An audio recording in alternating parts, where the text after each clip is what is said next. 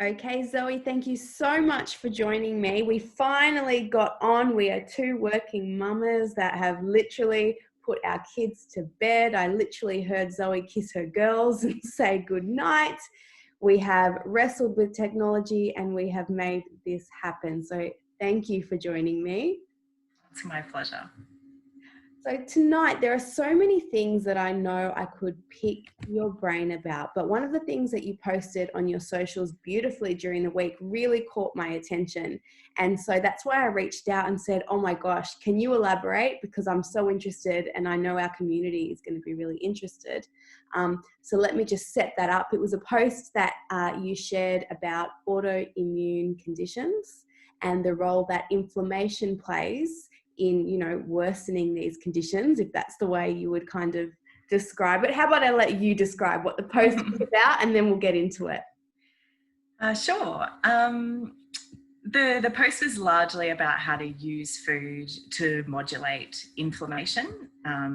And I think one of the main key points that I wanted to sort of bring across was that you can use food to either enhance inflammation in any context, not just an autoimmune condition. In the context of autoimmunity, the inflammatory process that is inherent within any sort of autoimmunity can be modulated to an extent by food, and food can either make it worse or food can contribute to making it better, or at least lessening your inflammatory load.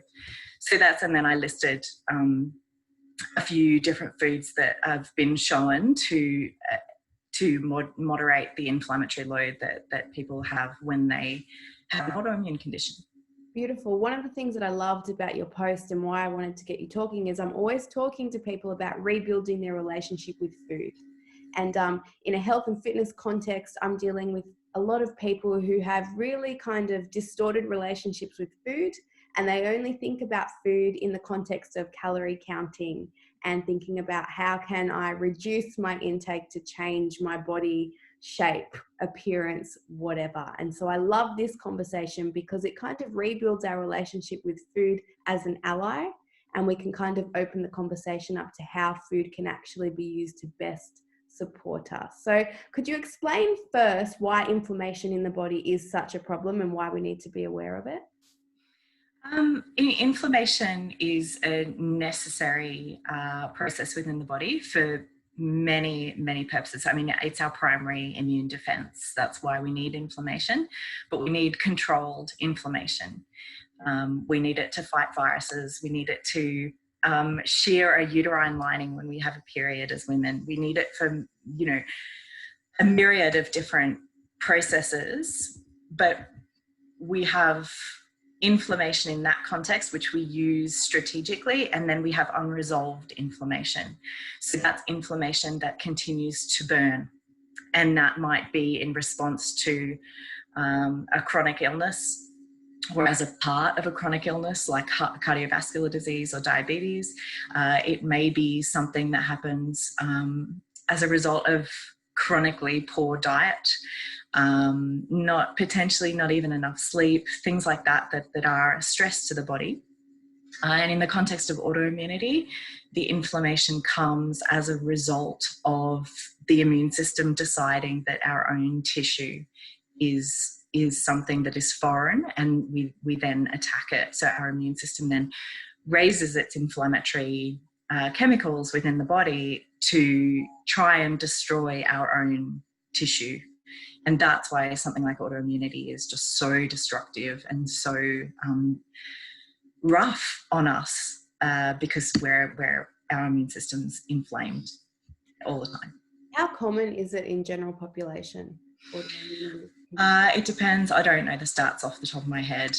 It's more common in women, and you can speculate many different reasons why that. Many practitioners, especially in the alternative health, and in some of the more conventional research, is saying that there's a relationship with stress, as well as genetics. But autoimmune disease, I think, no, I can't pull a stat out, because there'll be someone out there that actually knows and will and will tell me that I'm wrong. But I do know that it's much more common in women than it is with men, and may even be up to 5 times more common in women. Yeah, I guess I'm asking, is it like something that many people might be dealing with and they're unaware of, or is it something that you would know if you have an autoimmune condition that you're battling? It's a really, really good question. And the answer is most of the time, yes. On the odd occasion, no. So most of the time when you have that initial onset of an autoimmune condition like Graves or Hashimoto's, you'll feel awful and you feel like you're going crazy, because it affects, depending on the condition, can affect many, many different parts of the body, and associated with really high levels of fatigue, brain fog, aches and pains, fevers sometimes, things like that. Like if it's autoimmunity within the gut, blood and mucus in the stool, things like that. So yeah, you if you're having any of those symptoms, you should always see a GP, and they will more than likely screen for something like autoimmunity. There are other sort of perhaps lower levels or early stage autoimmunity that isn't always easily picked up, and you might just be getting a little bit of fatigue. And then there's other aspects of autoimmunity that you may have, but it may not be classed as a classic autoimmune disease. So something like psoriasis has autoimmune origins, but it's not necessarily something we identify as a classic autoimmune condition. So yeah, the yes and no is the answer to that question. Which I feel like is the answer to so many questions, and that's why we all Correct. get confused, right? Yeah. But of course, if you're ever experiencing any of those big changes in your symptoms, or sudden fluctuations in weight, or unusual fevers, or any sort of blood or mucus in stool, those sorts of things are incredibly important to see a GP anyway. So, and most GPs are pretty good at picking up autoimmunity. Okay, so for those of us who aren't, faced with autoimmune conditions, is what we are eating and the way it is impacting inflammation in our body still something we should be mindful of? 100%. Yeah. I mean, the reason why I posted about autoimmunity is because I have quite a few clients who have autoimmune conditions, and I also love working in autoimmunity because I have seen so many people benefit symptomatically by using food therapeutically to support their autoimmune condition, and sometimes even prevent it from relapsing. So it's a very effective tool in the autoimmune toolbox. But there are so many foods many foods are inflammatory, but it's the environment into which it comes that determines a lot of the time whether it's inflammatory to the point of causing you long-term damage. So, for example, gluten is a great example. Only in the last sort of decade, we've found out that gluten in wheat has an inflammatory component to it, and the vast majority of people will experience a level of inflammation from gluten, or at least a sort of reaction to gluten. But when it hits a microbiome that is really robust, it doesn't matter. It doesn't bother us. But when it hits a microbiome that is under pressure, that perhaps is also experiencing other inflammatory foods, is perhaps has a history of antibiotics or IBS or something like that, then gluten is a real problem and causes more longer term, if consumed regularly, more longer term problems to the gut and potentially other areas of the body. So yeah, absolutely. Inflammation from food is something that 100% we should be considering and trying to avoid as much as possible. Okay, so what foods can let's get to that, reduce inflammation in your body? What should we be looking to make sure we're including?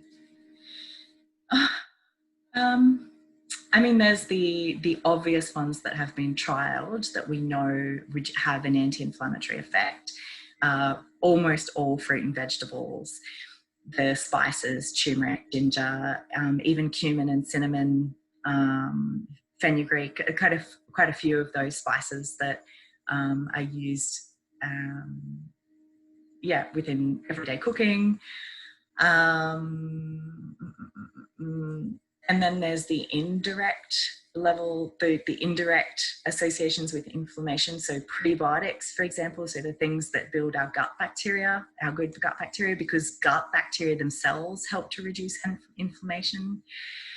There's also the things that contribute to the actual inflammatory pathways, so the immune system, and they are our omega fats. So all of the foods rich in omega fats, so walnuts, pumpkin seeds, fatty and oily fish, flax meals, hemp seeds, those sorts of things. Lots and lots of foods. But if there was any group, fruit and veg, hands down, lots of them, all the time, every day. What's some advice you would give just to general population? And I know this is a tricky question, but what is one thing you would like general population to just know and understand that you see as being just so common knowledge and logical that you see people kind of just stuffing up all the time or not understanding the importance of? It's so important that if they made a movie, I think about it, but food matters. Food matters, and everything you put in your mouth matters. And I don't mean that from a body composition perspective. Yes, okay, and we're talking about the fitness industry here.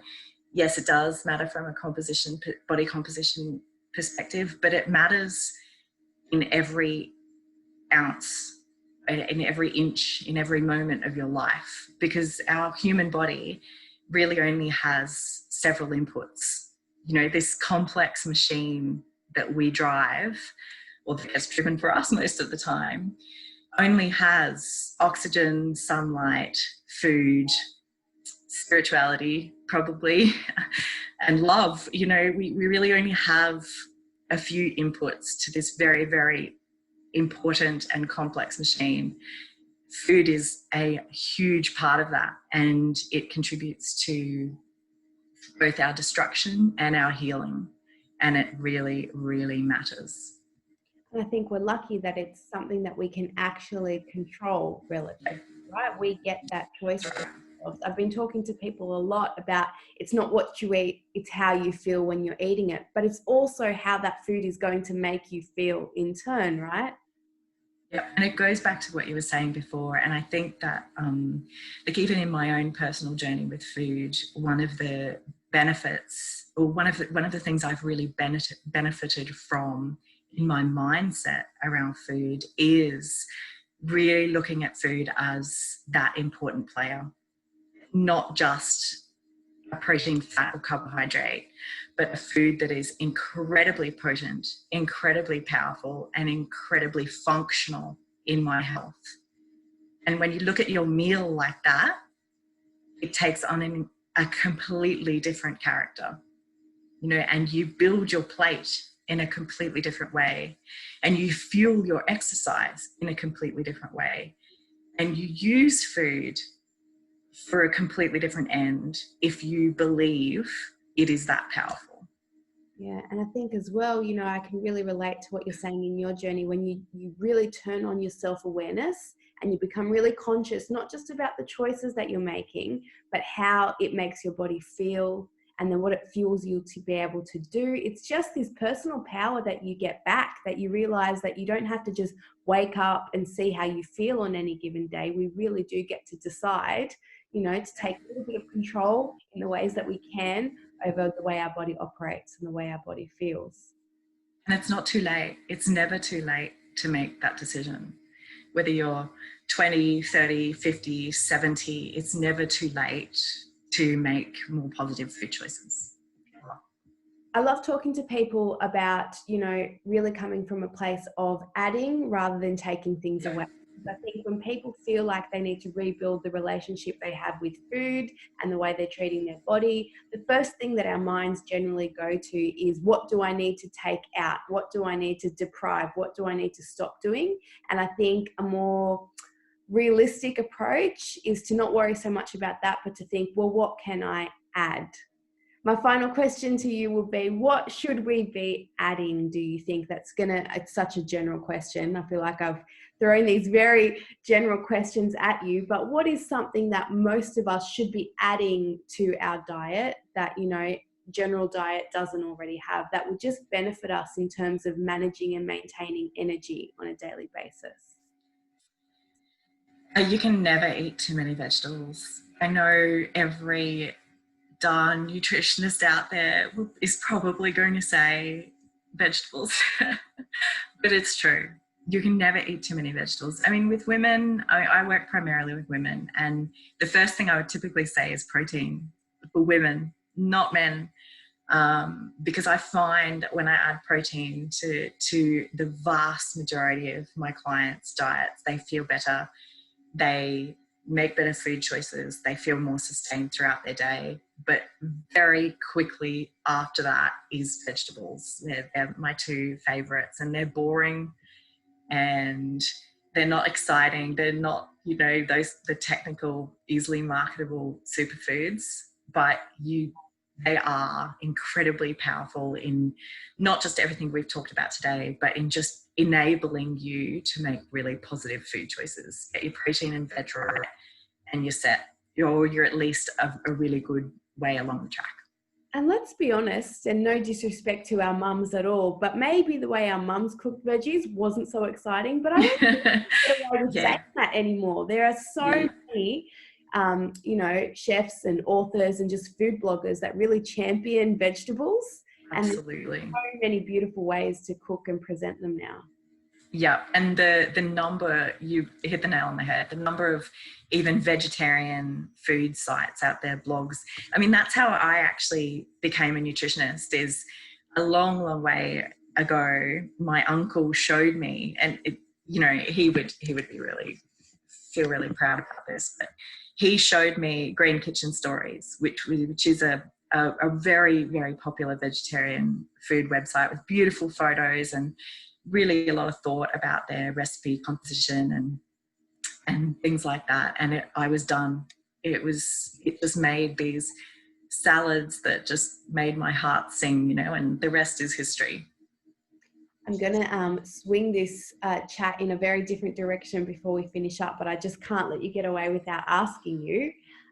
You have 2 girls, is that right? Yes, 6 and 8. Can you please have a little chat to us listening, all of us parents listening in, about how to champion vegetables to children? Yeah, it's funny. You asked me that at the funniest time, because we actually, our dinner today, I had made a cauliflower fritter and my eldest didn't like it, and we had this massive a hullabaloo about the fact that she didn't want to eat it. So it's a great night for you to ask me that. How to champion veggies. You know what? Never give up. That's the thing.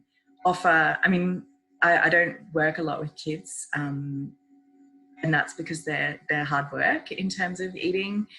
And I can speak from personal experience, and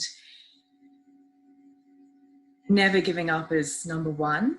And number 2 is always offering both, not expecting them to eat. If they don't, our rule is you've just got to try. You don't have to eat it all. And if you're, their ability to, the thing they can control is whether they eat or not. And so we put things on their plate that they like, and things on their plate that are new, and we consistently put things on their plate that are new, and all that we ask is that they try it. If they don't like it, then they don't have to, and it just continues on like that over and over and over again. And the more they try, the more they're likely to like, and it's just the nature of kids. It's a conversation that I love having publicly, because I think online there are a lot of resources, but I have personally found a lot of them to be very intimidating And my little one doesn't so much as look at a vegetable unless it is hidden in his food. And so initially I felt a lot of shame and a lot of just like judgment on myself when I would go to these sites and I would see these pages and I would witness the way these children were just embracing fruit and embracing vegetables. And so I think often the people that are presenting the information, I don't know, it just comes across in a way that to me just seems so far-fetched at the moment. It's all good and well if you have a child who is open and receptive and enjoying those foods. But what do the rest of us do who don't have children that are so excited over carrots and broccoli and things like that? And so that's why I just like having the public conversation with any parent, especially with you, with your background and your insights. So I appreciate whatever insights you have to share. Well, I never ever feel ashamed of anything around food. Like I think that's one of the things that trips us up all the time, both for my women clients as well as the parents, and combine the two, and it's even harder. And food is not something to be shamed about, nor is parenting. We're all doing our darn best, and your kid will be okay, and just keep trying. Don't force them, just keep trying and you'll get there. He's absolutely thriving, so you're right, but I just like to put it out there too. I think people have a misconception sometimes, and you probably feel the same too. I've asked you the question because you're a nutritionist, so I'm kind of the hypocrite tonight, but I get it all the time too, because we're in the health and fitness space. People just assume that Tyson eats this like beautiful, well-rounded meal every night, and that's not always true. So I just like to throw that out there. And just I have quite a few of the Green Kitchen Stories recipe books, and they've done a lot. They're one of those bloggers that do a lot with their kids, and you see their photos and their kids are eating these amazing foods. So I really relate to that, and I've bought a few of their books, and my kids will only really happily eat probably a third of the recipes. So you can't, I think you have to, it's like Instagram in general, right? You have to be really conscious of the version that you are seeing, the version that you are given on Instagram versus the actual reality of it. Absolutely. I have nothing more to add to that. I think it's a healthy conversation, and I know it's one that our community is really going to appreciate that we're openly having tonight. So some quick fire questions just to finish off tonight. So don't think too much about it. Let's just fire off whatever comes to your mind. What's something that is really exciting for you at the moment? My business is growing. My business is finally growing. It's been going for 1.5 years, and life has been tough. I'm finally seeing the light. So that is crazy, scary, terrifying, but also exciting. What has been true for you in terms of supporting your own mental health? Sleep, exercise, eating well. Three of those 4 or 5 inputs. Just those things, huh? I know, but it's true. And the older I get, the truer it gets. What has this year taught you? That everything will be okay, as long as I believe it will be okay. Beautiful. I love that. So much for your time and your beautiful energy. Thank you for having me. Oh, you're so welcome. Our community is going to want to connect with you. Where is the best place for them to find you? My website, or actually all my socials, any of them are fine. They're all just my name, Zoe Morisini, all one word, including my website. So any of those. And connect with her, especially on socials. She shares all the time, and she's just so beautiful and articulate and generous in the way that she presents information. So thank you so much for being your beautiful, generous self tonight. Thank you for contacting me. This is so much fun. Great. Thank you, guys.